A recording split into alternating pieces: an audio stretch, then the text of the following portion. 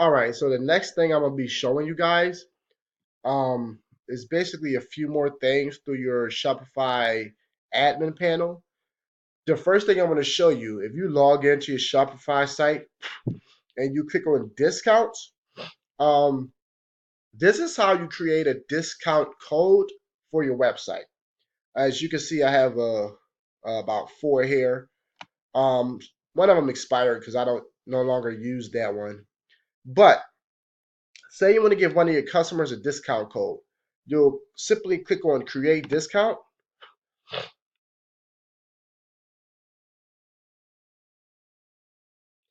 And then you can enter in whatever you want the code to be. Say you want it to be I don't know, winter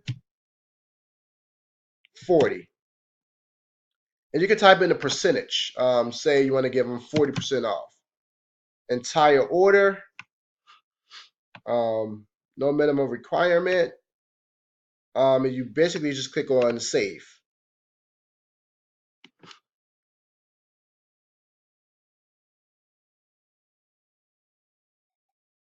Perfect. It's been created. We're going to go back to discount codes. Make sure you don't do the automated. Make sure you do, the standard manual. And we have it right here. Winter 40.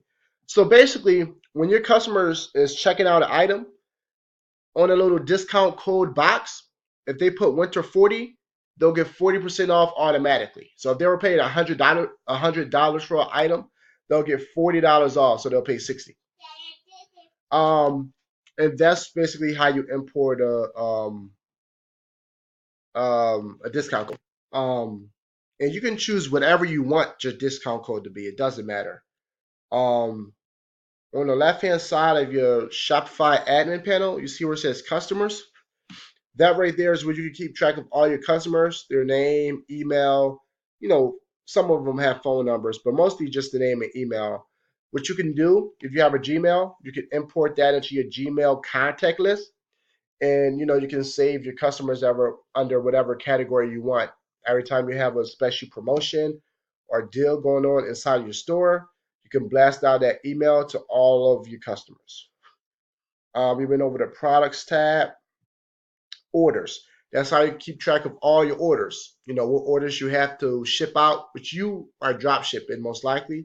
You don't have to physically have the product. Shipping, as far as shipping from your supplier to your customer, you can keep track of all of that. The orders that needs to be shipped out. You can keep track of all the orders you have to fulfill. And that's basically it. That's basically how what the orders tab is. Analytics, you can just keep track of, the ups and downs of your store, how well you're performing, how often the sales are coming in. The marketing tag is just, we're going to go over that in a later video. So that's basically it as far as the panel for, the Shopify login. I'm going to go back to the Uberlu app because I'm going to show you guys something else in the Uberlu app. And again, to access Oberlo, you just go to apps and you click on the app name Oberlo.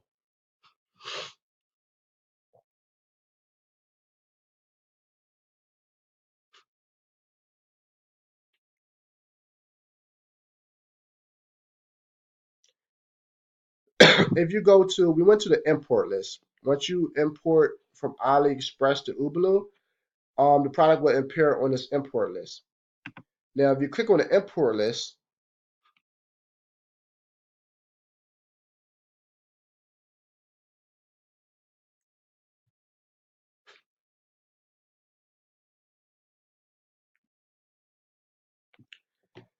when you click on this button, import to store, import the product to the store, it's going to move over into the My Products category right here, which will then be in your store. And you can see all the products right here that be in your store. This is just kind of a mixture of a lot. But all the products that's in your store will appear on the My Products tab on the the Uberloo app. Help Center. Uberloo has customer support. Same as Shopify. If something is glitchy with your Shopify store, you can always contact support. Um, Shopify has a phone number and also an email address. Check your messages, support ticket, notifications, manage orders. You can also manage your orders through the Uberloo app. So either Uberloo or your Shopify's main admin page. That's how you can, see all the orders you need to fulfill, see what needs to be shipped out, see which ones has already been paid. And that's it as far as Uberloo. Um, I'm going to go back to the online store and show you guys something else real quick. When you click on online store, you can customize your theme. Um, and you don't have to have this black show bar like I showed you. You could change the color of that. But try to make sure everything on your website kind of matches. Don't have a bunch of different colors. It kind of throw people off. I know like a bright red, lime green, yellowish kind of color kind of attracts people, draw their attention. And I'll show you what I mean by that.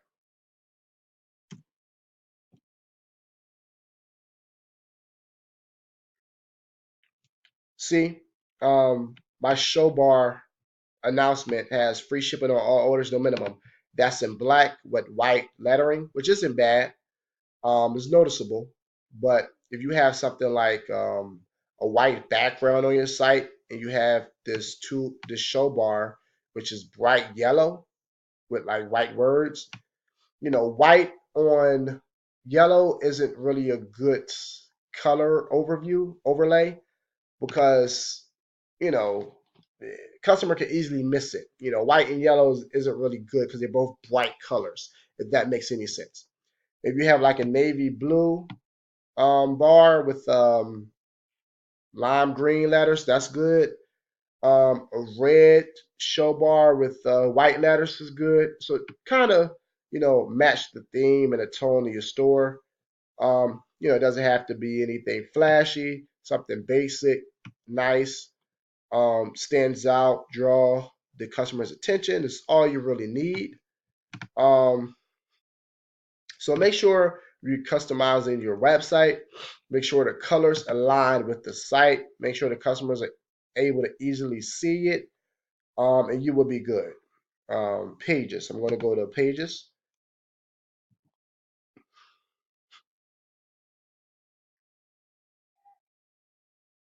And